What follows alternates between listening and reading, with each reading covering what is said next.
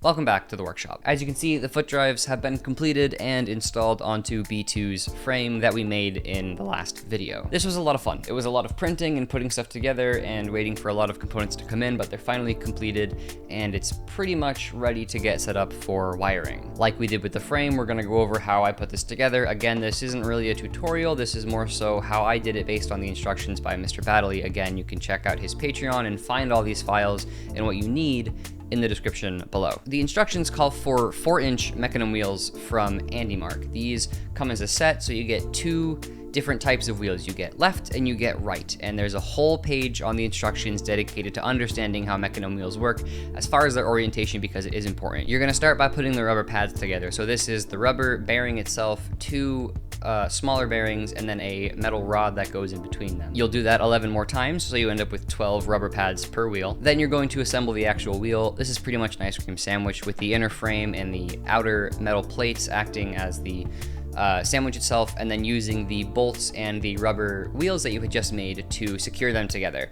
I bolted these tight enough that they were secure, but I didn't over tighten them so as to restrict the rollers from moving. They should be able to roll on their own and also with the wheel as a whole. You can see here that you can roll them forward and backward without any problem, and then if you roll them side to side, the wheel still spins as it's kind of carried by the rubber rollers. You'll do this 3 more times, so you end up with 4 wheels total. You can purchase these wheels either as 2 lefts or 2 rights, or as a set of 4. It's easier, I think, to buy them as a set of 4 and then just keep them on their own. So next you're going to take the wheel plug and the wheel gear and attach these to the Mecanum wheels that you just built. Each one gets its own plug and wheel assembly that get put on as you see here, where the plug just gets slotted into the wheel and the gear gets put on so that you're able to access the square nuts that you'll use and also the bearings. So when these get put on correctly, you'll add 3 bearings in total and then secure this to the wheel very snugly. You want this to be a firm, solid, single unit of a wheel. The actual frame of the wheel begins with adding some linear bearings to the outer frame, what is called the outer frame. These just get slotted into place and then covered with some caps to make sure they don't move while this piece gets moved up and down during motion. You'll need to get some metal rods for this. I wasn't able to find, I don't think that you can, metal rods with the exact length that is needed. I just took these apart with a Dremel. I'm sure that there are smarter ways to do this, but taking a Dremel worked for me, and it's something that I'll probably use a few more times throughout this build, so just make sure you cut them to the right length and you'll be good to go. Using the bearings and the rods that you had just cut, you're going to attach the outer frame onto the inner frame. This just kind of slides over it in place. There's a couple different ways you can go about this, as long as you're not hurting the bearings, I'll say, is a valid way to do this. Once that's done, you're able to slot the wheel in place. So taking another metal rod, you're going to slide that in to act as the axle for the Mecanum wheels, and ensuring that the orientation of the wheels is correct for the frame that you're working on. You're going to pop it on where it looks here. It has 2 little slots on the inner frame that will allow it to sit into place.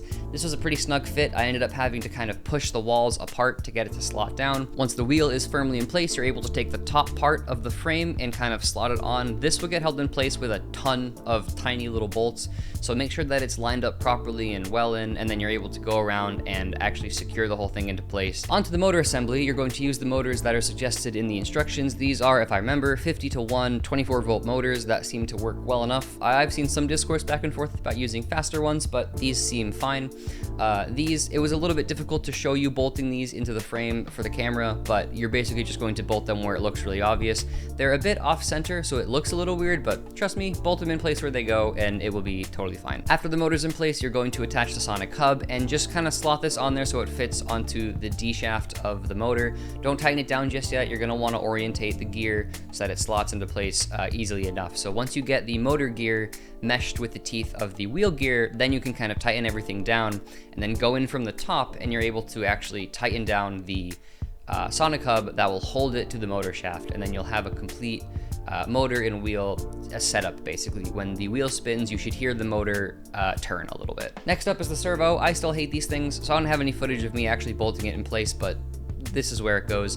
Once you do that, you're gonna do some quick prep with the servo bracket and attaching the TPU piece that you printed. You're gonna attach the servo bracket to the outer frame with some pretty long bolts, so throw those in there and make sure that it's able to sit there securely. Use a servo tester to make sure that your servo is going to move 180 degrees in an up and down position. You wanna make sure that you can freely clear with the servo arm. Once you're able to do that, using the 25mm hole on the servo arm, you're going to attach the TPU piece to that, allowing the bracket to be be lifted and lowered with the servo power. Of all the parts, this probably gave me the most grief. I was struggling to get the TPU piece to attach properly. I think honestly on some of them I didn't even actually use the 25mm, it just wouldn't reach or it would strain it. So I do not think that I get the full 50mm distance when it comes to lifting the feet, but I come pretty darn close. I would say 45, if not like 48 mils, so I'm okay with the small discrepancy I have. The next piece, getting almost done here, we're going to add the secondary top bracket. This is going to hold a couple of bearings and a spacer and will serve as the mount for the elastic, which is going to serve as a strain relief for that servo you just installed. This just gets attached with a couple of bolts, and then you want to thread a longer bolt through where the bearings are going to go. I pretty much just, as it was being threaded, attached the bearing, attached the spacer, attached the bearing, and then threaded it all the way through and secured it in place. Threading the elastic band presented a couple of challenges, mainly because the tightness of the turns made it difficult to thread the elastic through. This is a 5mm outer diameter elastic slingshot band, basically, so it was a little bit difficult to persuade it.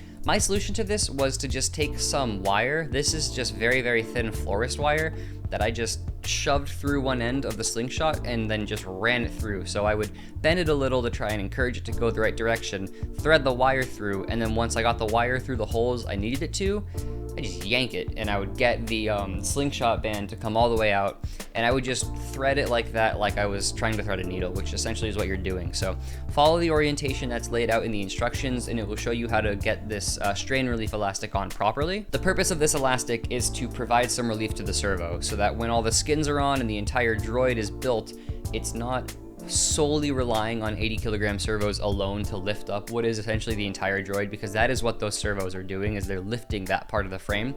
So this is something that you'll constantly be adjusting. As pieces get added and as the droid gets built, you're going to want to come back to where these ELA discs got installed and readjust and retighten the elastic band to make sure that it's able to support it. The instructions specify that the elastic band should hold the outer frame about halfway with no power being added. So you want it to be there. The servo should both, in a way, push down on the frame and pull up the frame, but it should never have to do that full 180-degree motion in either direction totally on its own. It should be assisted by this elastic band.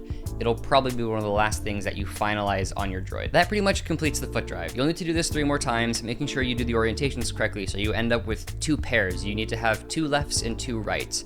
And the way that we're going to attach these to the frame itself is using those 600mm extrusions that stretch out from that initial frame. There's a good handful of bolts that attach this area. The instructions do a good job at showing you what is and isn't necessary, but the majority of your strength is going to come from this 90-degree plate, the same thing that we used on the inner frame, that will attach the frame of the foot drive to that 600mm extrusion. So once you get it all lined up, go ahead and throw these bolts on there and make sure that they are tight and nice and secure. You want this to be a solid fitting, because that is where all of your strain, for the most part, is going to ride on. One of the things about B2 is the next thing kind of is the wiring. As it is set up right now, I could get everything I need to make this functional. I can get the transmitter, the receiver, every piece of electronics that I need to get this to start rolling around, which is kind of intimidating.